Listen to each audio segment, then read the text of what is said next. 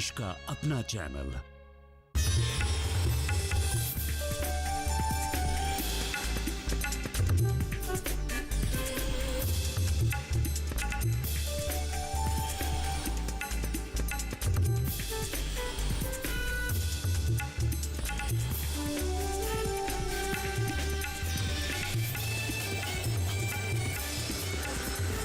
DD किसान, बदलते भारत की शान।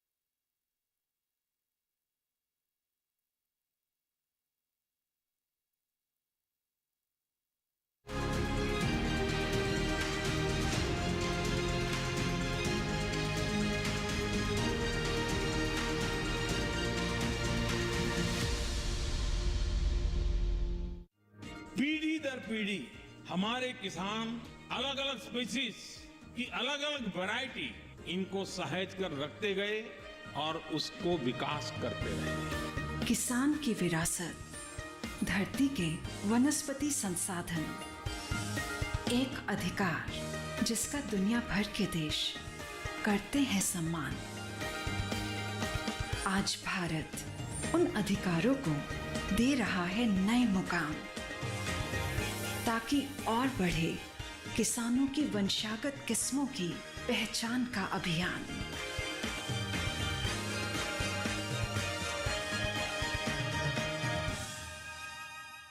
नमस्कार, दूरदर्शन किसान के कार्यक्रम कृषि दर्शन में मैं अदिति शर्मा आप सभी का स्वागत करती हूं। हमारे इस कार्यक्रम में कृषि जगत से जुड़ी अहम जानकारियां हम आप तक पहुंचाते हैं और आज भी हमारे तीनों सेगमेंट्स हम आपके लिए लेकर आए हैं, विज्ञान और किसान, कृषि स्टार्टअप और फार्मिंग इंडिया। तो क्या कुछ खास है इन तीनों सेगमेंट्स में, जानने के लिए आइए शुरुआत करते हैं आज के एपिसोड की। हम सभी जानते हैं कि 15 अक्टूबर को महिला किसान दिवस मनाया जाएगा। गौरतलब है कि अब हमारी जो ग्रामीण क्षेत्र की महिलाएं हैं वो केवल चूल्हे चौके तक ही सीमित नहीं है, बल्कि अपने परिवार का पालन पोषण करने के लिए खेत खलिहानों से जुड़ती जा रही हैं। अपने घर की दहलीज को लांघकर और समाज की रूढ़िवादी बेड़ियों को तोड़ते हुए आज की महिला किसान नवाचार और तकनीकों का इस्तेमाल कर रही हैं। हमारी जो महिला किसान है केवल खेती से ही नहीं जुड़ी हुई, बल्कि पशुपालन, मधुमक्खी पालन और खास तौर पर फूड प्रोसेसिंग से जुड़ी हुई हैं और इस क्षेत्र में अपार सफलताएं भी हासिल कर रही हैं। आइए इसी संदर्भ में कृषि भवन के डीडी किसान स्टूडियो से क्या कुछ खास जानकारी दे रही हैं सुधा मुंशी और विनीता कुमारी, दिखाते हैं आपको।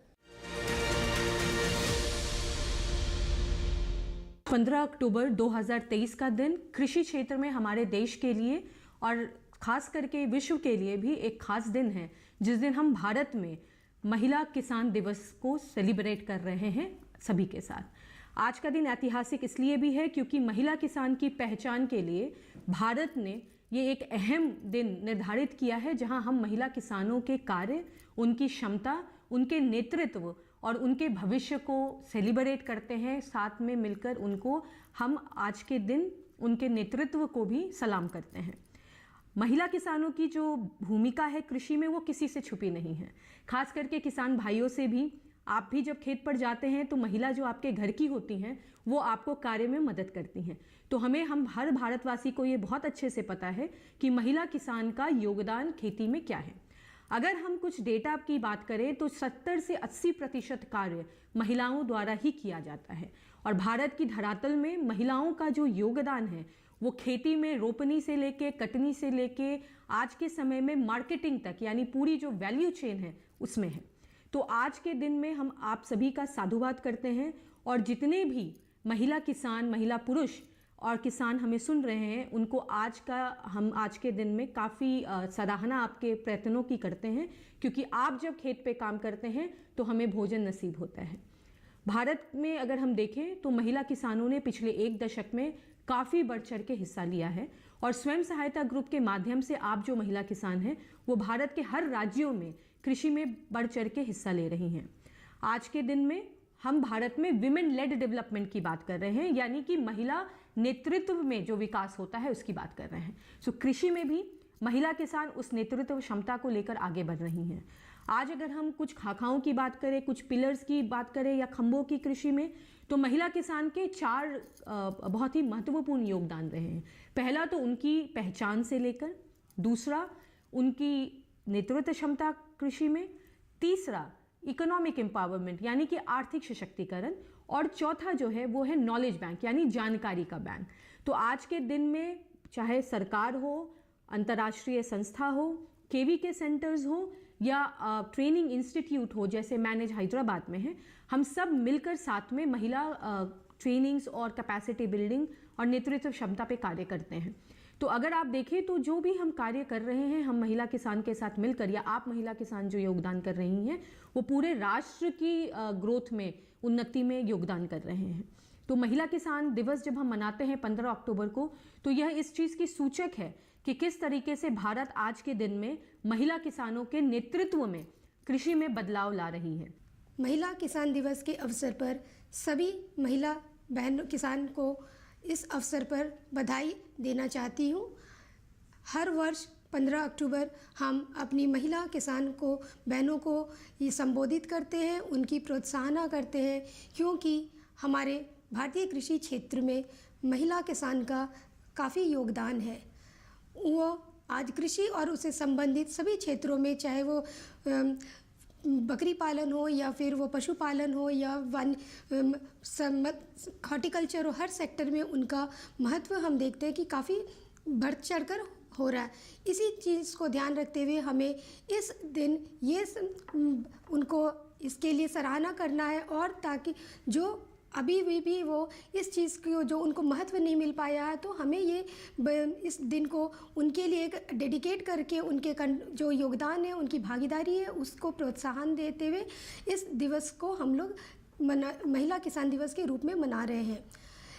तो जहाँ तक महिला किसान की बात है, तो महिला किसान अभी भी किसान के रूप में उनकी पहचान स्थापित करना एक हमारे लिए चुनौती बनी हुई है। महिला की भागीदारी तो बहुत है, लेकिन क्या हम महिलाओं को एक किसान के रूप में अभी भी उनकी छवि हमारे मन में आती है कि नहीं आती है, ये सबसे बड़ी चुनौती है हमारे सामने में।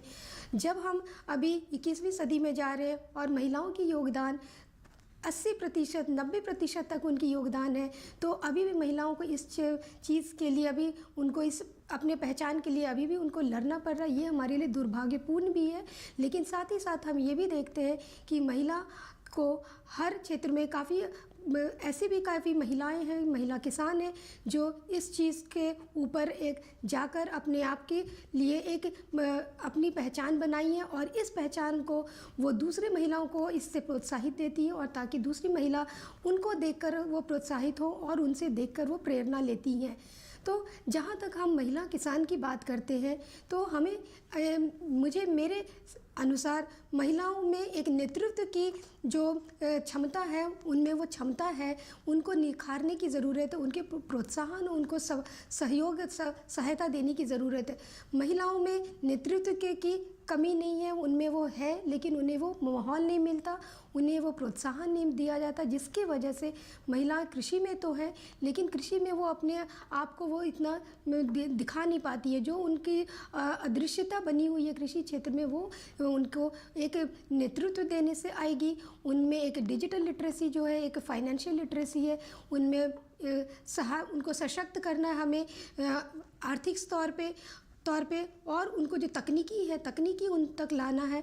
तो ये काफ़ी ऐसे क्षेत्र हैं जहाँ पर मेरे समझ से अगर हम महिलाओं को आगे लाएंगे, उनको हम वो एक अनुकूल माहौल देंगे, वातावरण देंगे, तो ज़रूर महिलाएं जो अभी कृषि में इतनी अपनी भागीदारी दे रही हैं, बट पहचान के लिए अभी भी उन्हें एक मुशक्क़त करनी पड़ रही है, तो ये काफ़ी चीज़ उनमें मदद करेगी। आइए किसान भाइयों बहनों, अब कार्यक्रम में हम नजर डालते हैं हमारे सेगमेंट विज्ञान और किसान पर।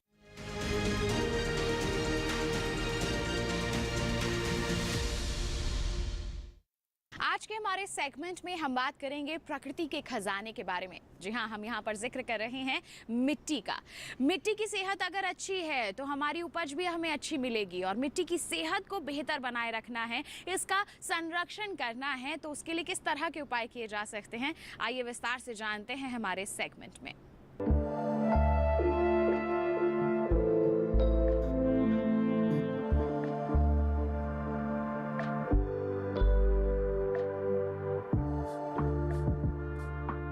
मिट्टी में 16 तरह के पोषक तत्व पाए जाते हैं। इनमें से अगर किसी भी तत्व की कमी हो जाए तो समझ लीजिए मिट्टी बीमार है।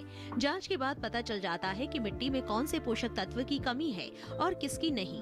अलग अलग फसलों के लिए अलग अलग तरह का पोषण चाहिए। जांच के बाद हमारे वैज्ञानिक उस फसल के हिसाब से पोषण की सलाह देते हैं और ये भी बताते हैं कि कौन सा तत्व कितनी मात्रा में डालना है। इसका मतलब हुआ कि मिट्टी की जांच उर्वरकों के अंधाधुंध इस्तेमाल को रोकती है और कम लागत में ज्यादा पैदावार दिलाती है। जिस तरह इंसानों में अलग अलग बीमारियों का पता लगाने के लिए खून की जांच की जाती है, उसी तरह मिट्टी की बीमारियों का पता लगाने के लिए उसकी जांच होती है। इस प्रयोगशाला में मिट्टी के पीएच, विद्युत चालकता, जैव कार्बन, नाइट्रोजन, फास्फोरस और पोटाश वगैरह की जांच की जाती है। खरीफ फसलों के लिए अप्रैल मई में और रबी फसलों के लिए अगस्त सितंबर में नमूना लिया जाता है। जांच के बाद किसानों को सॉइल हेल्थ कार्ड दिया जाता है। इस किसान को जांच के लिए नमूना लेने का अनुभव है। इन्होंने सबसे पहले घास को हटा दिया है ताकि साफ सुथरी मिट्टी मिल सके। इनके पास एक बर्मा है, इसकी मदद से ये 15 सेंटीमीटर की गहराई तक मिट्टी निकाल लेंगे। लेकिन सिर्फ एक जगह से ही नमूना लेना काफी नहीं है। सटीक परिणाम के लिए 10-12 जगह से नमूना लेना होगा। जिन किसानों के पास बर्मा नहीं है वो कुदाली से भी काम ले सकते हैं। कुदाली से अंग्रेजी के वी आकार का 15 सेंटीमीटर गहरा गड्ढा खोदना होगा और फिर एक किनारे से ऊपर से नीचे की तरफ 2-3 सेंटीमीटर की परत निकालनी होगी। इस किसान ने हर नमूने को साफ कागज पर रखा है ताकि मिट्टी में कोई बाहरी गंदगी ना आ सके। अब इन्होंने सभी नमूनों को आपस में अच्छी तरह मिला दिया है और मिलाई हुई मिट्टी को साफ सतह पर समतल बिछा दिया है। उंगली से इसके 4 बराबर भाग किए हैं। आमने सामने वाले 2 हिस्सों को निकालकर अलग कर लिया गया है और बाकी मिट्टी को फिर 4 भागों में बांट लिया है। आमने सामने वाले 2 हिस्सों को फिर से हटा दिया गया। ऐसा तब तक करेंगे जब तक नमूने का वजन आधा किलो न रह जाए। आधा किलो नमूने को साफ कपड़े या पॉलिथीन रख दिया जाएगा और इसके साथ एक पर्ची भी। पर्ची पर किसान का नाम, पता, प्लॉट नंबर या कोई और तरीका जो खेत की पहचान कराता हो लिख दिया गया है। इसी तरह मिट्टी की किस्में दर्ज करेंगे। मिट्टी बारानी है या सिंचाई सुविधा वाली, ये भी लिखा जाएगा और सिंचाई का साधन भी बताना होगा। इसके अलावा जल निकासी की जानकारी, बोई हुई फसल का नाम, आगे बोई जाने वाली फसल का नाम और जैविक खाद जो डाला गया हो वो भी लिख देंगे। खेत में अगर कोई समस्या है तो वो भी लिख दिया जाएगा, जैसे कम पैदावार वगैरह। सबसे नीचे नमूना लेने की तारीख और किसान के हस्ताक्षर होंगे। इस पर्ची की 3 प्रतियां होंगी। पहली नमूने वाली थैली मके अंदर रखी जाएगी, दूसरी बाहर बांधी जाएगी और तीसरी को किसान अपने पास रख लेंगे। 3 दिन के अंदर अंदर इसे प्रयोगशाला भेजना होगा, वरना जांच सही नहीं होगी। याद रहे, नाली की जमीन, पेड़ के पास की जमीन या खाद के ढेर से नमूना नहीं लेना है। हरी खाद, कंपोस्ट या रासायनिक खाद डालने के तुरंत बाद भी नमूना लेना सही नहीं है। इस तरह खेत के गीला होने पर भी नमूना नहीं ले सकते। खाद के बारे में नमूना बिल्कुल ना भरे और मेड़ों से करीब 2 मीटर दूरी तक भी नमूना ना ले। वैसे तो बाजार में मिट्टी परीक्षण किट भी मौजूद है। किसान चाहे तो खुद भी मिट्टी की जांच कर सकते हैं, लेकिन इससे सीमित जानकारी ही मिल पाती है। सही जानकारी प्रयोगशाला से ही मिलेगी। जांच के दौरान अगर मिट्टी में जैव कार्बन 0.5 से कम हो तो मिट्टी निम्न वर्ग की होगी। 0.5 से 0.75 हो तो मध्यम वर्ग की और 0.75 से ऊपर हो तो उच्च वर्ग की होगी। नाइट्रोजन की मात्रा 280 से कम होने पर निम्न वर्ग, 280 से 560 होने पर मध्यम वर्ग और 560 से ऊपर होने पर उच्च वर्ग में आएगी। फास्फोरस 23 से कम हो तो निम्न, 23 से 56 होने पर मध्यम और 56 से ऊपर होने पर उच्च वर्ग की होगी। पोटेशियम की मात्रा 130 से कम हो तो निम्न, 130 से 335 हो तो मध्यम वर्ग और 335 से ऊपर होने पर उच्च वर्ग की कहलाएगी। अब किसान इसी के आधार पर खाद दे सकते हैं। बहुत कम जैव कार्बन वाले खेत में प्रति हेक्टेयर 15 से 16 क्विंटल कंपोस्ट डालना है। कम जैव कार्बन वाले खेत में 14 क्विंटल, मध्यम में 10 क्विंटल और उच्च में 5 क्विंटल खाद डालनी होगी। अति उच्च जैव कार्बन वाले खेत में जैविक खाद की जरूरत नहीं होती।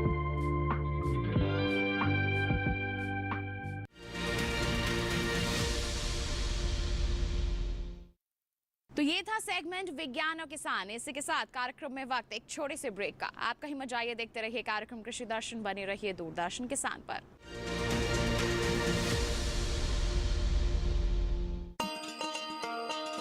किसान भाइयों गांठ बांध लो, गांठ बांध लो। बहुत बात बहुत है काम की, समृद्धि के पैगाम की। मिट्टी के मिजाज को समझो, मिट्टी के हर राज को समझो, मिट्टी की तुम जांच कराओ, मुफ्त सॉइल हेल्थ कार्ड ले जाओ। कभी मुनासिब बीज लगाओ, सही किस्म की खाद ले आओ, जितनी जरूरी उतनी डालो, सही मात्रा खुद पहचानो, इसको अपना मंत्र बना लो, मिट्टी की सेहत तो जानो। बात बहुत है काम की, कम लागत अधिक वरदान की, किसान भाइयों गांठ बांध लो।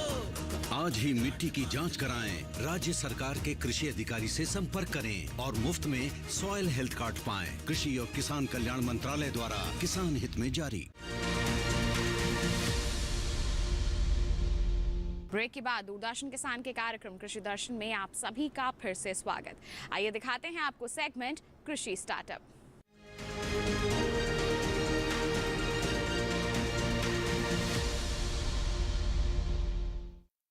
सेब खाने में जितना स्वादिष्ट होता है उतना ही ये सेहत के लिए फायदेमंद होता है। जी हाँ, इसमें विटामिन्स और मिनरल्स भरपूर मात्रा में पाए जाते हैं और इसी के चलते इसकी जो मांग है लगातार बनी रहती है। लेकिन इसका उत्पादन साल भर नहीं लिया जा सकता।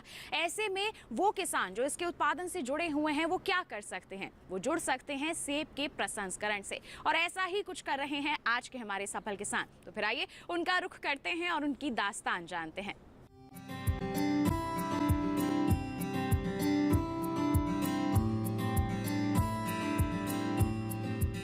नंडला गांव, शिमला, हिमाचल प्रदेश, छुआरा वैली की महिला सब्जी उत्पादक ग्रुप की प्रधान सुषमा भारद्वाज ने बताया कि इनके क्षेत्र में सेब की अच्छी पैदावार होती है, जिसमें से सेबों की कैटेगरी भी बांट दी जाती है।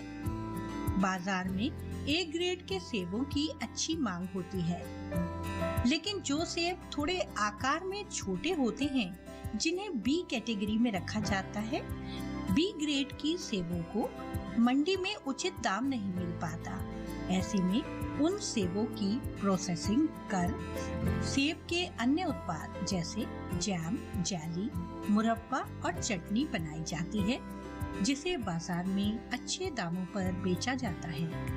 इनके समूह को सेब प्रोसेसिंग से जुड़े लगभग 3 वर्ष हो चुके हैं। इन्होंने बताया कि इनके क्षेत्र के कृषि विज्ञान केंद्र के वैज्ञानिकों ने इन्हें और इनसे जुड़े अन्य महिलाओं को सेब प्रसंस्करण के काम से जुड़ने के लिए प्रेरित किया। नंडला गांव, शिमला, हिमाचल प्रदेश, छुआरा वैली की महिला सब्जी उत्पादक ग्रुप की प्रधान सुषमा भारद्वाज ने बताया कि उनके क्षेत्र में सेब की प्रोसेसिंग किस प्रकार की जाती है। आइए जानते हैं उन्हीं की ज़बानी। सबसे मुख्य फसल है अब एप्पल, क्योंकि सेब पे ही हम काम करते हैं, क्योंकि ये हमारी आमदनी का स्रोत है एक।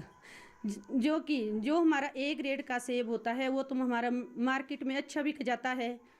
जो बी ग्रेड का सेब है, क्योंकि अच्छा तो है बी ग्रेड का सेब, ये कि उसकी थोड़ी हमारे पास मार्केट नहीं मिलती, इसलिए हमने सोचा क्यों ना फूड प्रोसेसिंग पे काम करें। बी ग्रेड का ये ना समझो कि लोग कि बी ग्रेड सुन के ये ना करे कि ख़राब सेब का जैम बनाते हैं। बी ग्रेड ऐसा नहीं है, थोड़ा आकार में छोटा होता है, मतलब कई बार हिल्ड ओला पड़ जाता है, उसके दाग पड़ जाते हैं, इसलिए हमारे मंडी में नहीं बिकता। इसलिए हमने सोचा क्यों ना फूड प्रोसेसिंग पे काम करें और अच्छा दाम ले।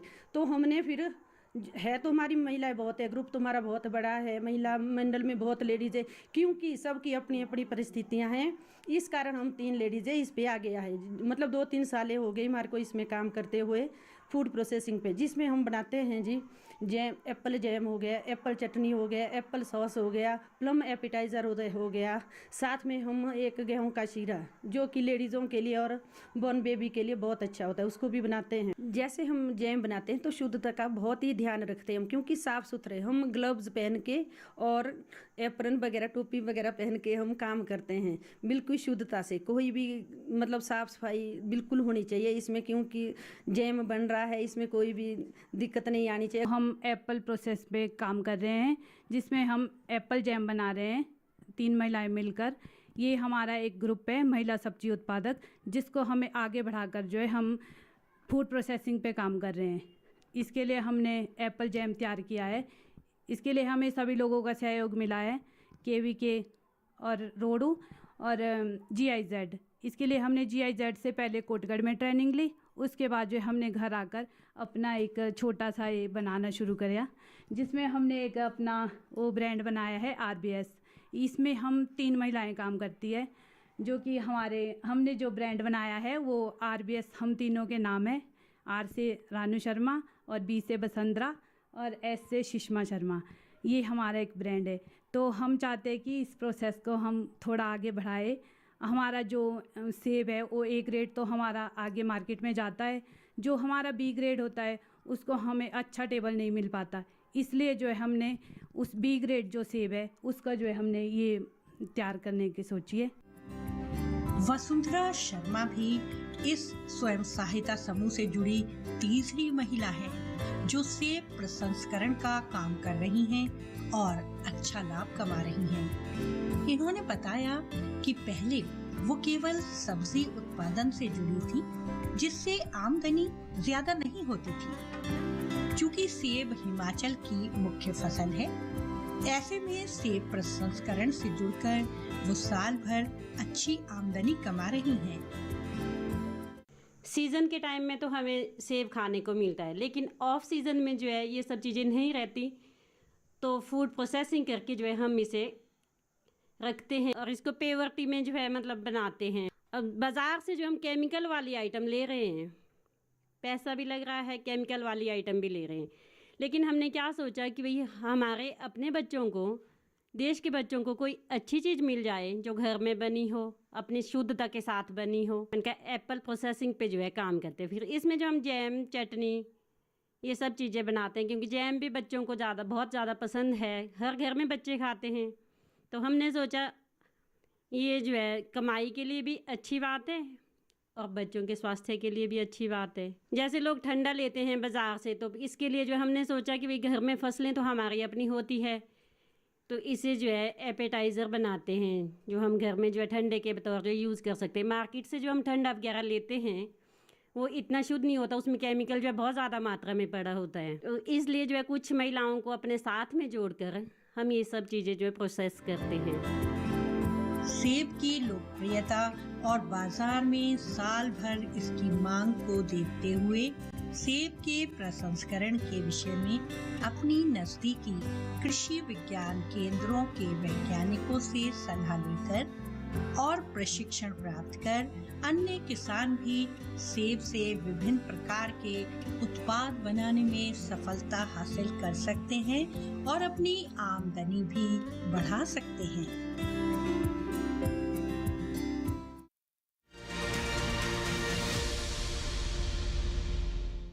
तो ये था सेगमेंट कृषि स्टार्टअप। इसी के साथ कार्यक्रम में वक्त एक और छोटे से ब्रेक का। आप कहीं मत जाइए, देखते रहिए कार्यक्रम कृषि दर्शन और बने रहिए दूरदर्शन किसान पर।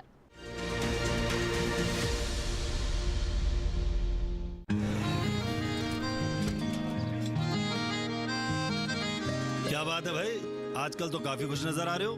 क्यों ना हो, अब मैं ऑर्गेनिक खेती जो कर रहा हूँ ये पूरा प्राकृतिक है, ऑर्गेनिक है। इसमें हमारे खेत, हमारी फसल और हमारी जेब सब फायदे में होते हैं और इसमें लागत भी कम है। जी हाँ, आप भी ऑर्गेनिक खाद का प्रयोग करें, अपनी फसल और मिट्टी को तंदुरुस्त बनाएं और आपकी आमदनी में इजाफा करें। अधिक जानकारी के लिए किसान call centre toll free number 1800-180-1551 पर कॉल करें और लॉग ऑन करें kisan.gov.in और farmer.gov.in। कृषि और किसान कल्याण मंत्रालय द्वारा किसान हित में जारी।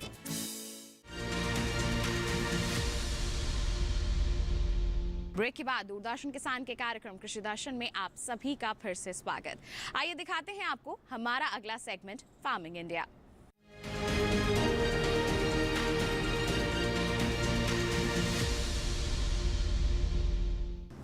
आज के सेगमेंट में हम बात करेंगे एक मोबाइल ऐप के बारे में जिसका नाम है ई-नाम, जिसमें लिस्टेड है देश की बहुत सारी मंडियां, जिसके माध्यम से आप जान सकते हैं उन मंडियों में अलग अलग जिन्सों के बाजार भाव के बारे में। तो क्या है ये ई-नाम ऐप, कैसे आप इससे जुड़ सकते हैं, आइए विस्तार से आपको बताएं।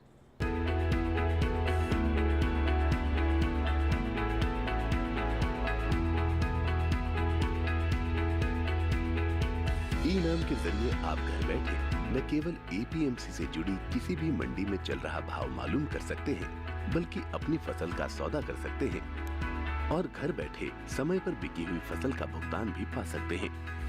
ई नाम दरअसल कोई समानांतर मार्केटिंग संरचना नहीं है, बल्कि ये मंडियों का ही राष्ट्रीय नेटवर्क बनाने का एक साधन है जिसे ऑनलाइन एक्सेस किया जा सकता है। पुरानी मंडी व्यवस्था में किसान सिर्फ मंडी में ही फसल बेच सकता था, लेकिन इनाम के माध्यम से वो मंडी के बाहर भी फसल बेचने के लिए आजाद है। इनाम मुख्य रूप से एक राष्ट्र एक बाजार की अवधारणा पर आधारित है। इसे कृषि और किसान कल्याण मंत्रालय के जरिए एक निवेश के साथ बनाया गया है और इसके लिए विकसित सॉफ्टवेयर सभी मंडियों के लिए उपलब्ध है। ऐसी मंडियां जो राज्य मंडी अधिनियम के नियमों के अनुरूप राष्ट्रीय नेटवर्क में शामिल होने के लिए सहमत हों। अगर किसी किसान को स्थानीय मंडी में बेहतर भाव नहीं मिल रहे हैं, तो वो दूसरी मंडी का रुख कर सकता है। यहाँ तक कि वो अपने राज्य के बाहर भी फसल बेच सकता है। शुरुआत में सिर्फ 21 मंडियों को ही इसमें शामिल किया गया था और सिर्फ चुनिंदा फसलों की ही बिक्री होती थी, लेकिन आज 18 राज्यों और 3 केंद्र शासित प्रदेशों की 1000 मंडियां इसमें शामिल हो चुकी हैं, जहां 175 फसलों को खरीदा और बेचा जा सकता है। 31 जनवरी तक के आंकड़े बताते हैं कि इनाम पर 1,72,70,000 किसान, 2,13,844 व्यापारी, 1,02,068 कमीशन एजेंट और 2,050 एफपीओ जुड़े हैं। किसानों के लिए इनाम पर मुख्य रूप से 4 फायदे हैं। पहला, इस पोर्टल पर कारोबार में पारदर्शिता दिखाई देती है और किसानों को बेहतर भाव की संभावना बढ़ती है। पारदर्शिता का मतलब ये हुआ कि किसानों के साथ धोखाधड़ी की संभावना कम हो जाती है। दूसरा फायदा ये है कि अन्नदाता की पहुंच ज्यादा मंडियों और व्यापारियों तक सीधे हो गई है। तीसरे, मंडियों में आवक और भाव की तुरंत जानकारी मिल जाती है। और चौथा, भुगतान बहुत जल्दी हो जाता है और पैसा सीधे किसान के खाते में जाता है। तो अगर आप भी सुविधा का फायदा उठाना चाहते हैं तो ई नाम पर रजिस्ट्रेशन कराना होगा। रजिस्ट्रेशन की कोई फीस नहीं है। तो ये था सेगमेंट फार्मिंग इंडिया। इसी के साथ आज के कार्यक्रम में बस इतना ही। उम्मीद करते हैं जितनी भी जानकारियां आज के कार्यक्रम के माध्यम से आप तक पहुंचाई गई हैं, सभी आपके लिए फायदेमंद साबित हुई होंगी। साथ ही आपको बता दें, अगर आप देखना चाहते हैं हमारा ये कार्यक्रम दोबारा, तो आप टीवी स्क्रीन पर दिखाए जा रहे इस QR कोड को स्कैन कर लीजिए, सीधा पहुंचेंगे हमारे YouTube चैनल पर और पुनः हमारा ये एपिसोड आप देख सकते हैं। अगर आप जुड़ना चाहते हैं हमारे साथ तो आप हमें ईमेल कर सकते हैं। ईमेल ID है krishidarshan@gmail.com या फिर आप हमें पत्र लिख सकते हैं। पता है हमारा कृषि दर्शन, कमरा नंबर 58, CPC दूरदर्शन, खेलगांव, नई दिल्ली 110049। तो इसी के साथ आज के लिए इतना ही। अगले अंक में हम फिर होंगे हाजिर। तब तक के लिए दीजिए इजाजत, लेकिन आप बने रहिए दूरदर्शन किसान पर। नमस्कार।